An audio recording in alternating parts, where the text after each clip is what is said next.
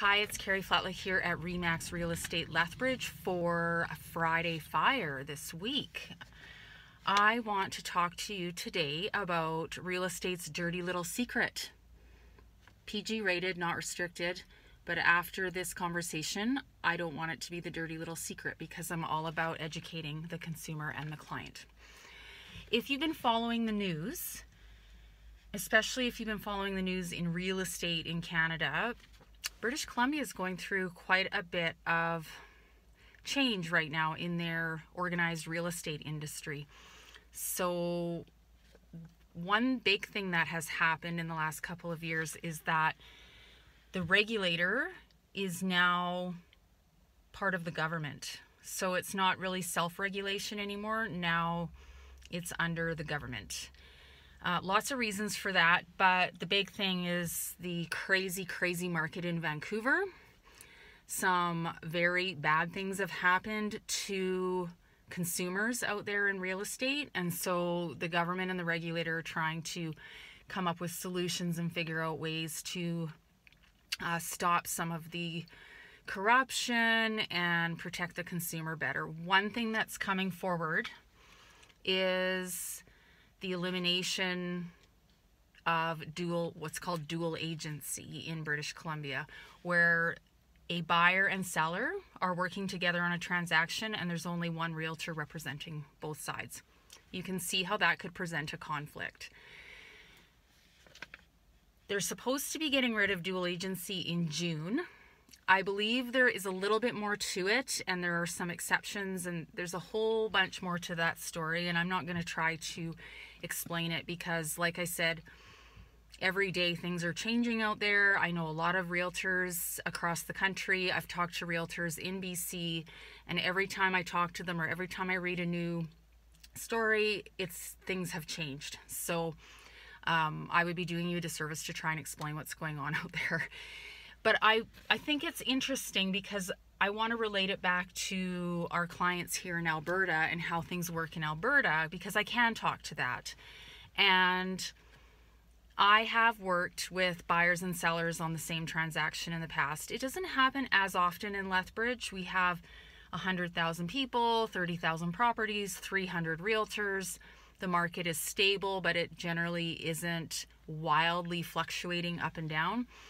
So we don't quote double end a lot, but you know, when I have a listing, we often have buyers who are interested in that listing. So I just want to talk about the protocols that you need to understand early on in the process when you start working with a realtor, whether you're a buyer or a seller. We will always introduce this paperwork right at the beginning because you need to understand our obligations to you as your real estate agent up front. And you also need to understand potential for conflict of interest, i.e., if we have a buyer and a seller interested in the same property and just one realtor or a small team representing both sides. So the main thing you need to know about today is we have this paperwork in Alberta called the Consumer Relationships Guide, also known as agency disclosure. That's what it used to be called, and I think that makes more sense to call it that. This is not a part of your contract, okay?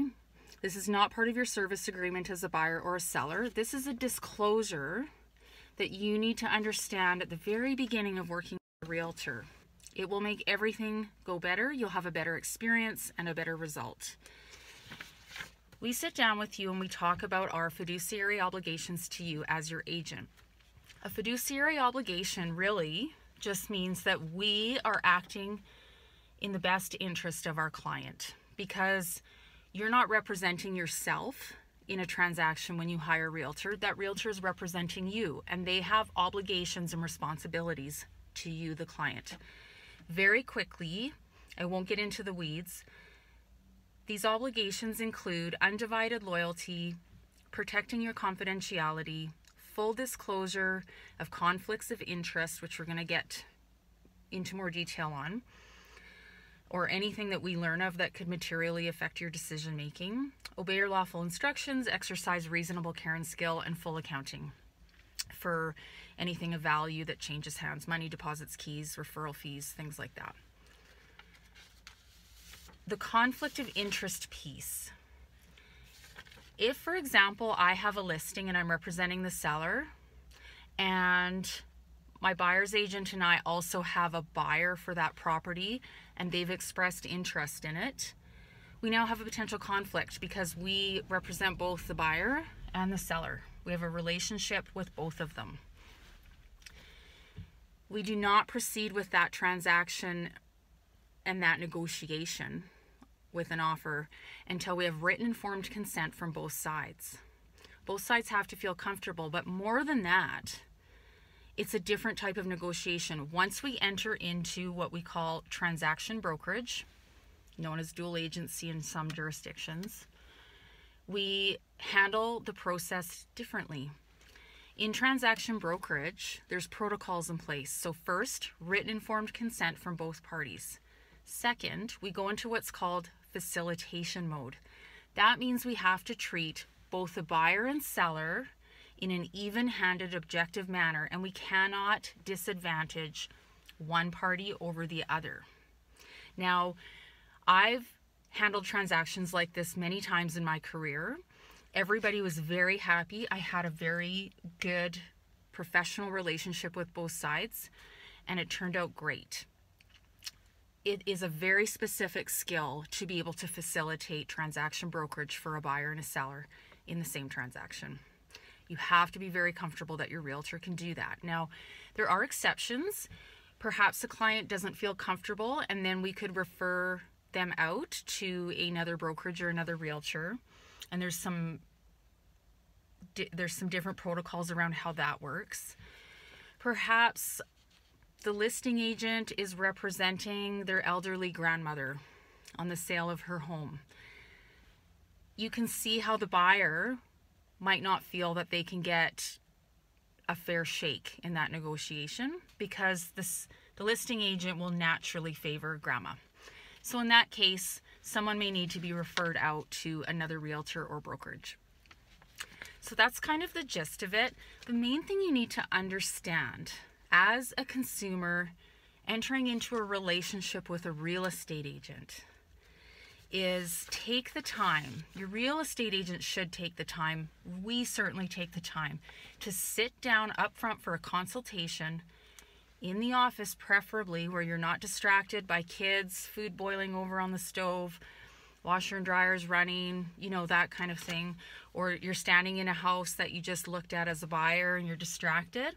Better to sit down in the office up front and go over these things and ask your questions. We always like to sit down in the office first and have a professional consultation where we can do a full needs analysis and discuss our fiduciary obligations with you so that you go into your house search or your listing process with eyes wide open, fully informed and fully educated about the different things that could happen and the choices that you have available to you, because it's all about informed choice and informed consent. So I hope that clears things up. If you have any questions, please reach out to me and I would be happy to explain a little bit more about our consumer guide and our obligations to you as your realtor. Of course, at Karri Flatla and Associates, we always want to go way above and beyond in terms of service and a great experience as well. So take care, and we'll see you at next Friday Fire. Bye-bye.